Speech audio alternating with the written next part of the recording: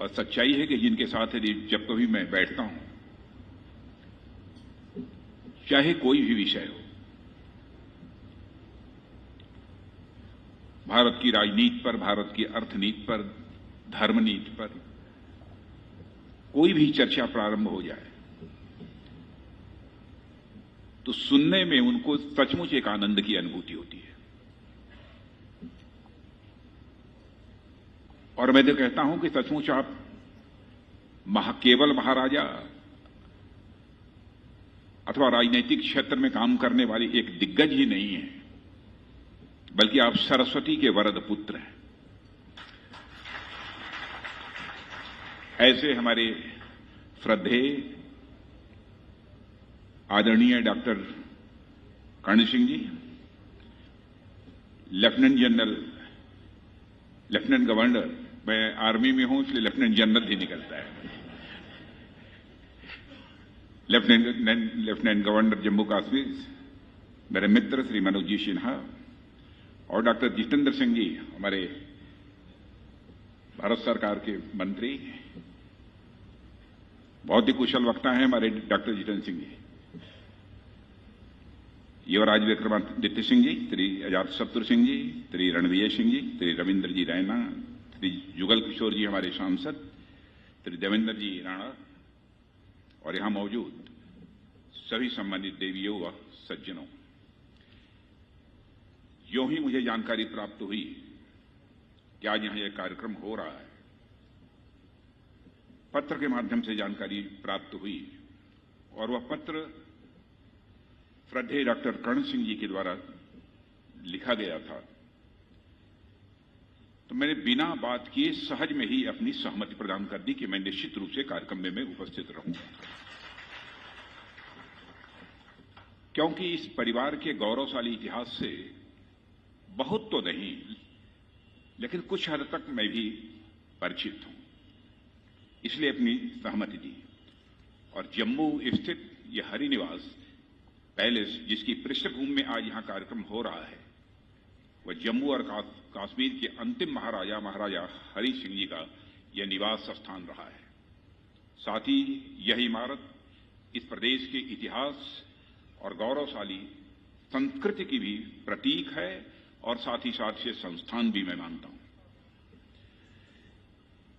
अभी मुझे यहां की संस्कृति की विविधता और उसके रंग की झलक कोई आए जम्मू कश्मीर में वह देख सकता है। और इस प्रदेश में, देश में डोगरा समाज का जो योगदान रहा है, स्वाभाविक रूप से जम्मू में आते ही उसकी याद तरोताजा हो जाती है। और आज का यह कार्यक्रम जम्मू और कश्मीर के इतिहास की उस घटना से जुड़ा हुआ है जहां से जम्मू रियासत की नींव रखी गई थी। बहनों भाइयों, सभी के द्वारा बताया भी गया है और वैसे भी आप सबको जानकारी है कि आज से ठीक 200 साल पहले 17 जून 1882 को यहां से कुछ दूर अखनूर में चनाब दरिया के किनारे एक दरख्त के नीचे जम्मू की रियासत की बुनियाद महाराजा गुलाब सिंह के राज्याभिषेक के साथ रखी गई थी। उस दिन राज्याभिषेक कार्यक्रम में खुद शेरे पंजाब महाराजा रणजीत सिंह मौजूद थे और उनकी मौजूदगी में ही गुलाब सिंह जी को राजा बनाया गया था।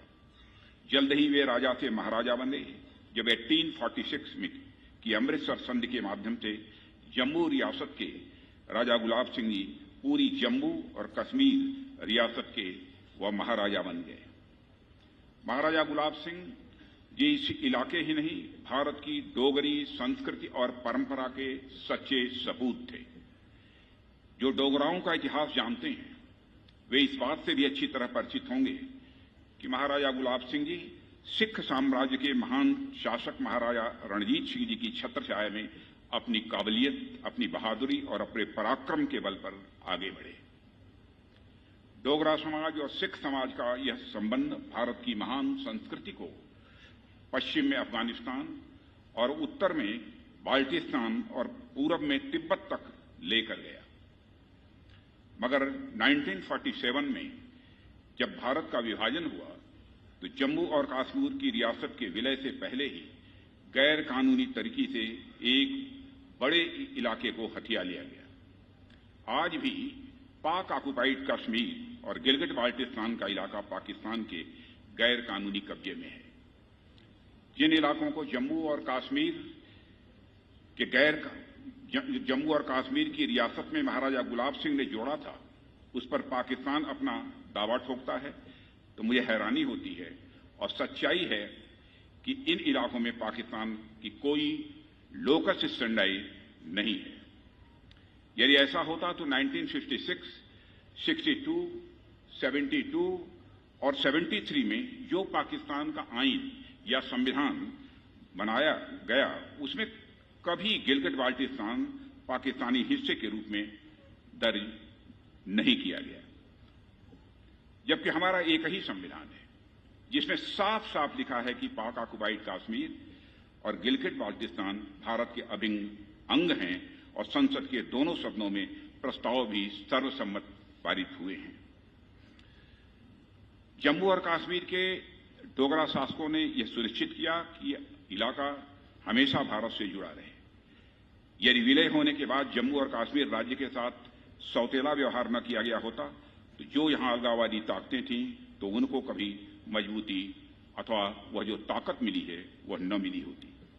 आजादी के बाद जम्मू और कश्मीर का भारत में विलय हुआ होता तो भारतीय संविधान की धारा 370 ने जम्मू और कश्मीर को अलग थलग जो बनाए रखा और इस अलगाव से पैदा होने वाली समस्याओं को यहां की जनता ने बहुत पहले ही भांप लिया था।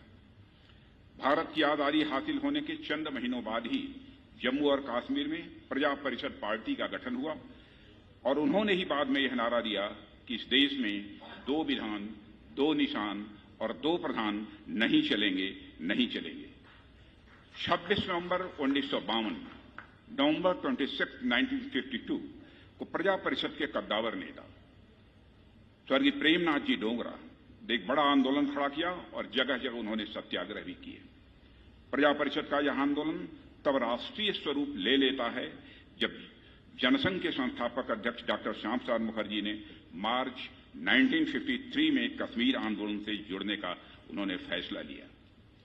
राष्ट्रवादी विचारधारा के लिए बहनों भाइयों 1952-53 का यह आंदोलन एक डिफाइनिंग मूवमेंट है, क्योंकि आने वाले कई दशकों तक आर्टिकल 370 को समाप्त करना इस देश का एक प्रमुख राष्ट्रीय मुद्दा बना हुआ था। बहनों भाइयों, हमें जम्मू कश्मीर की बेहतरी के लिए 7 दशकों तक 7 डिकेड्स तक यहां के लोगों ने आंदोलन किया। अपने नेता डॉक्टर श्यामा प्रसाद मुखर्जी को भी हम लोगों ने खोया। 90 के दशक में एकता यात्रा के दौरान कई यहां की हस्तियों को भी, यहां अपने कार्यकर्ताओं को भी हमने खोया। संयोग देखिए कि जिस एकता यात्रा को भाजपा के तत्कालीन राष्ट्रीय अध्यक्ष डॉक्टर मुरली मनोहर जोशी ने निकाला था, उसके सारथी वही थे जो आज भारत के प्रधानमंत्री हैं श्री नरेंद्र मोदी। ऐसे तमाम प्रयासों और आंदोलनों के बावजूद वोट बैंक की राजनीति और अन्य निहित स्वार्थों के कारण धारा 370 को समाप्त नहीं किया गया। इसलिए जब 2019 में लोकसभा चुनाव हुए तो हमने अपने चुनाव घोषणा पत्र में साफ लिख दिया था कि जीतने के बाद धारा 370 को हम समाप्त करेंगे। और मैं आपको जानकारी देना चाहता हूं कि 2014 का जब चुनाव हुआ था तो उस समय मैं पार्टी का राष्ट्रीय अध्यक्ष था। उस समय घोषणा पत्र में इसे शामिल किया गया था। उसके बाद गृह मंत्री की जिम्मेदारी संभाली। क्या डेवलपमेंट हुए इसकी जानकारी मुझे अच्छी तरह है, लेकिन उसकी मैं चर्चा नहीं करूंगा। लेकिन 2019 में जब यह घोषणा पत्र तैयार हो रहा था तब मैंने प्रधानमंत्री मोदी जी से बात की, क्योंकि घोषणा पत्र तैयार करने की जो कमेटी बनी थी उसका चेयरमैन मैं ही खुद था। मैंने कहा इस बार हम लोग इसे लिख रहे हैं तो चाहे जो कुछ भी हो इस धारा 370 को हमको जम्मू कश्मीर से समाप्त करना है। उन्होंने कहा कि निश्चित रूप से इस घोषणा पत्र में इसका उल्लेख होना चाहिए और उसका घोषणा पत्र में उल्लेख किया गया। आखिरकार वह दिन आ गया, 5 अगस्त 2019 कोई वह ऐतिहासिक क्षण आ गया जब संसद के दोनों सदनों ने धारा 370 को समाप्त करने का प्रस्ताव पारित कर दिया और जो भारत के साथ एक संवैधानिक दूरी थी वह स्वतः समाप्त हो गई। धारा 370 समाप्त होने के बाद यहां काफी बदलाव हुआ है। मुझे आश्चर्य होता है, यहां परमानेंट रेजिडेंट सर्टिफिकेट्स सालों से लोगों को नहीं मिल पा रही थी। भूमि कानून में भी कई संशोधन जो पहले ही हो जाने चाहिए थे वह नहीं हुए, वह अब आकर करना पड़ा है। यहां के वाल्मीकि समाज को भी यह हक नहीं दिया जा रहा था, उन्हें वह हक दिया गया। साथ ही साथ हमने हिंदी और कश्मीरी के साथ डोगरी भाषा को भी जम्मू कश्मीर की राजभाषा बनाकर डोगरी संस्कृत का सम्मान किया है। यह सब सारे काम पहले ही होने चाहिए थे।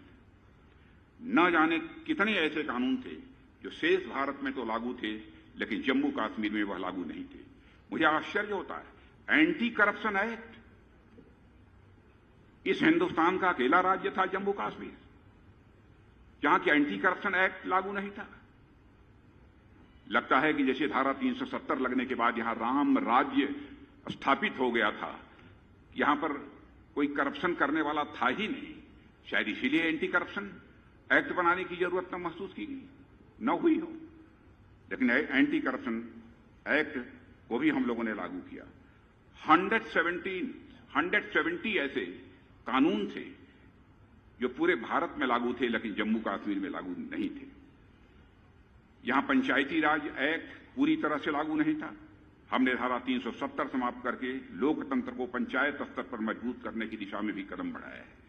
न जाने कितने प्रयास हुए कि यहां पर पंचायती राज की संस्थाएं मजबूत न होने पाए, इसके लिए भरपूर कोशिश हुई, मगर हमारे प्रधानमंत्री की लोकतंत्र के प्रति प्रतिबद्धता के कारण आज जम्मू और कश्मीर में भी पंचायती राज्य संस्थाओं को भी मजबूती दे दी गई है। बहुत सारी सरकारी योजनाएं यहां पर लागू नहीं हो पा रही थी, आज उनका लाभ जम्मू और कश्मीर की आम जनता को मिल रहा है। आपको जानकर हैरानी होगी इस बात की कि 70 सालों तक जम्मू और कश्मीर के बाहर से, सिर्फ जम्मू और कश्मीर के बाहर से 70 सालों में केवल 17,000 करोड़ का इन्वेस्टमेंट आया था, जबकि धारा 370 समाप्त होने के बाद 2 सालों के अंदर 38,000 करोड़ का इन्वेस्टमेंट जम्मू कश्मीर में हुआ। क्या हो रहा था जम्मू कश्मीर के साथ, यह बात समझ में नहीं आती।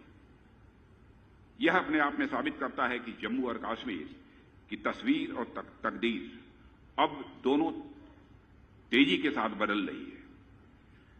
बहनों भाइयों, आज जब सारा देश अपनी आजादी का अमृतकाल मना रहा है तो हर भारतवासी अपने प्रयासों और संकल्पों को इस देश के साथ जोड़ने का प्रयास कर रहा है।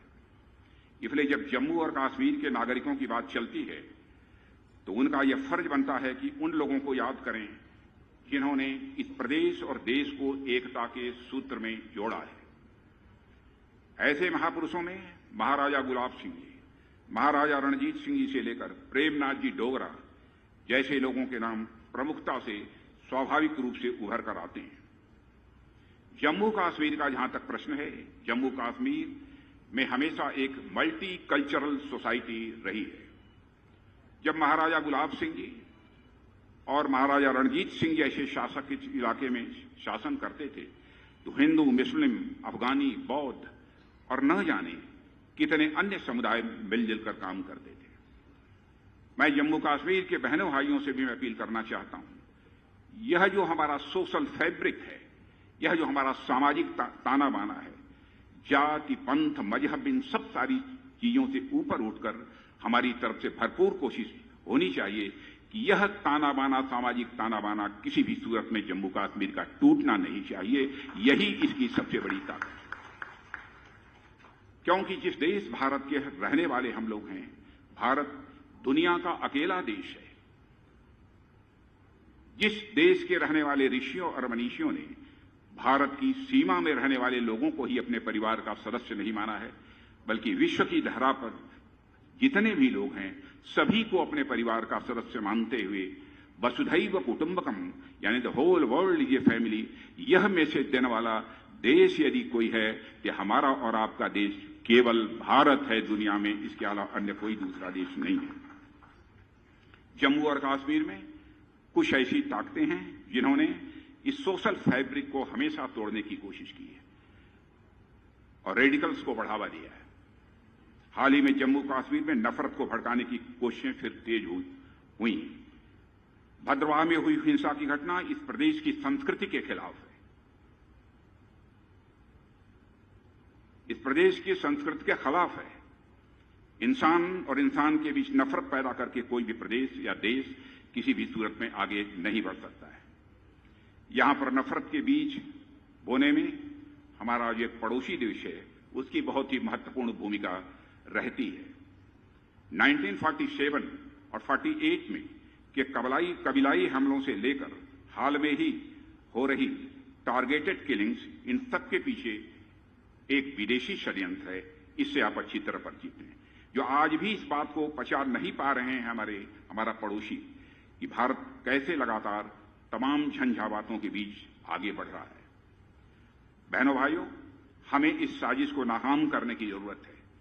जम्मू और कश्मीर का मुस्तकबिल बनाने का काम यहां की जनता को अपने हाथों से ही करना है।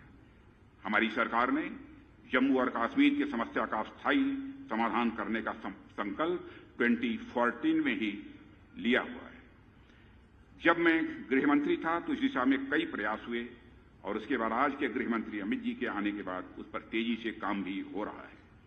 मेरा यह मानना है कि नए भारत में जम्मू और कश्मीर के साथ साथ लद्दाख की भी बहुत बड़ी भूमिका होने वाली है।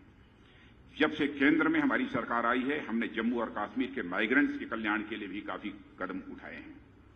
आज भारत में पहली बार किसी सरकार ने खुले मन से शरणार्थियों की जिंदगी बेहतर बनाने के लिए ईमानदारी से काम किया है।